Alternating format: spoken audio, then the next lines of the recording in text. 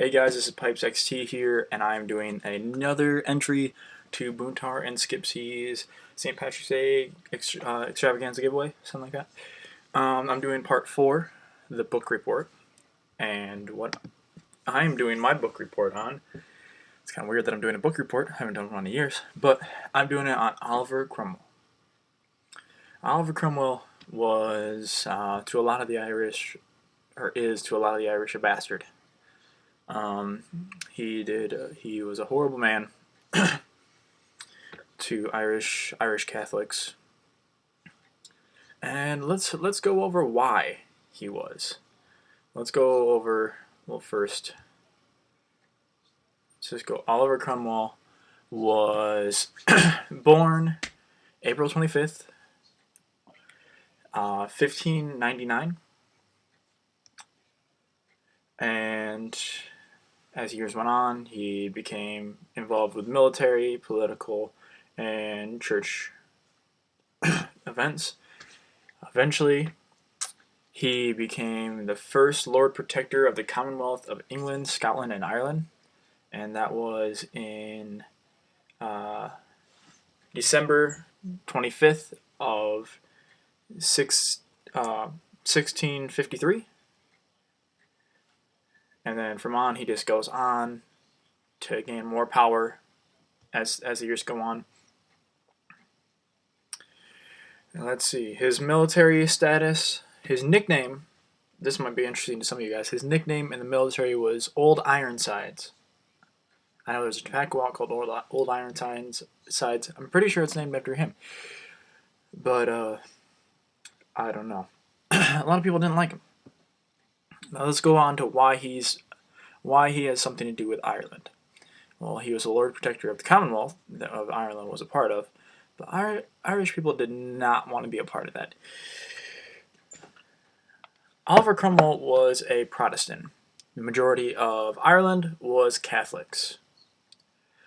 Cromwell had a very big problem with Catholics. He thought that Catholics didn't go right from the scripture. He thought the priests were making too much of a voice for themselves, that the priests kind of hindered or influenced government. He thought it became corrupt government when there was Catholics. So he had a big problem with Catholics, and mainly because Ireland was mainly Catholic. He had a big problem with them. Politically and religiously, he had problems with them. People say Cromwell's Irish campaign, it's more of a crusade. He ethnic cleansed the country of Ireland from 1649, to 1650. And I forgot a part. After Charles I was beheaded, I'm pretty sure, the monarchy left England, Ireland, and Scotland, and it became a Commonwealth. As I said, he was the Commonwealth, the Lord Protector of the Commonwealth. So there were still royalists in Ireland and Scotland and England, and that was part of his job too. He ethnically cleansed these people. In one instance of taking over Doroghaid and Wexford, he killed about, let's see, what was it? 7,000 soldiers, Irish soldiers and civilians. He led up to, he's most commonly known for something that he was partially a part of, because he started this crusade, he started this ethnic cleansing. And his response to the 7,000 people being killed in those two cities he said it was his duty as God's righteous judgment to kill those people, to ethnically cleanse those people. Anytime someone is making excuses for killing a bunch of people, they always say God told them to. And that's what this guy did. He was a very awful man. And after he left, he was still pulling the strings, yes. After he left, he had to go deal with other things because Charles II was starting a rebellion in Scotland because they proclaimed him the King of Scotland. So Cromwell had to go back, but left his commanders in charge of Ireland as it took over the whole north, the whole east, and they were taking over the rest of the country.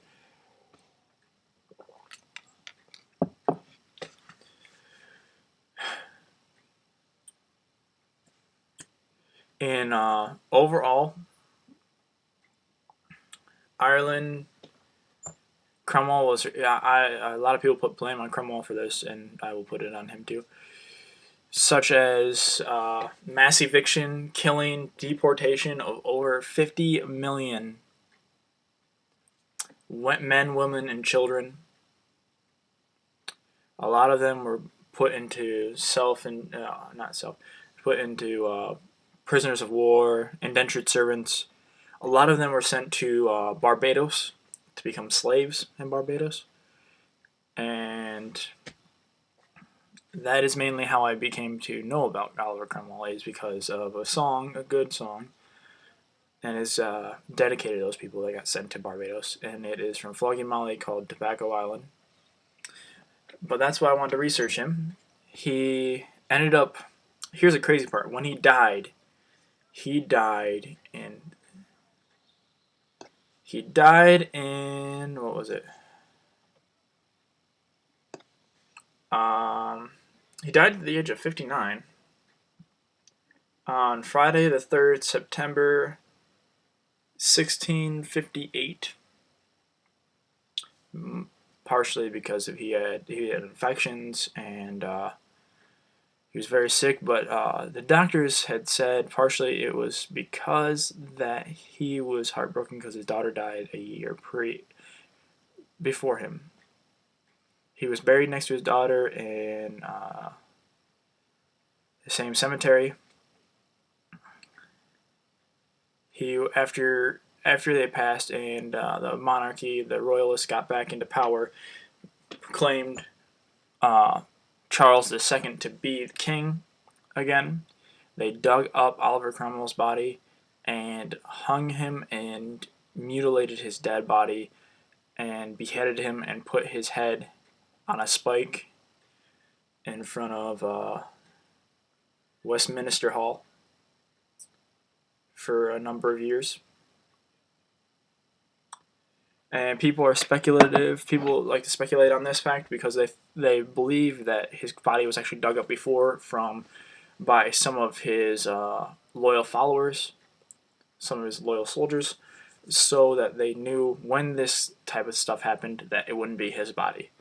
That is a thing that's debated back and forth, but that is pretty crazy. After he's been dead, they dig him up.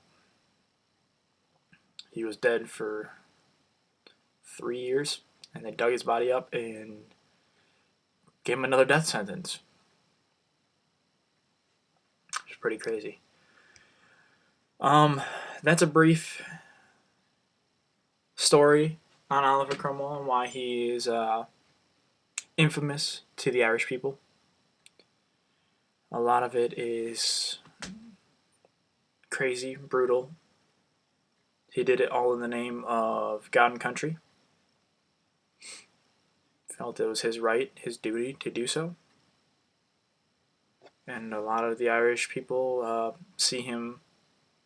I think the country's a little divided on that. They see him either they hate the guy or they like the guy. It all depends on who you ask. Still to this day, there's a little bit of conflict between the Protestants and Catholics. And if you ask a Catholic, they hate him. If you ask a Protestant, they kind of like him. But that's my little book report on Oliver Cromwell. To me, if you want my opinion, I don't like the guy. And the reason I don't like him is because of the facts I laid out. He ethnically cleansed a whole country. And a lot of Americans have ancestry that were from Ireland. I know I do. And I can only imagine what my ancestors would have gone through in those times, even if they were Protestant. I'm not sure. Not sure what side they fell on. Protestant or Catholic, but it was a country ran by a military force, and that's never good. But that's my little book report. Thank you guys for watching. I hope you enjoy it. I hope you learned something. It's always good to learn something. Yeah, I'll see you guys on the next one. Cheers.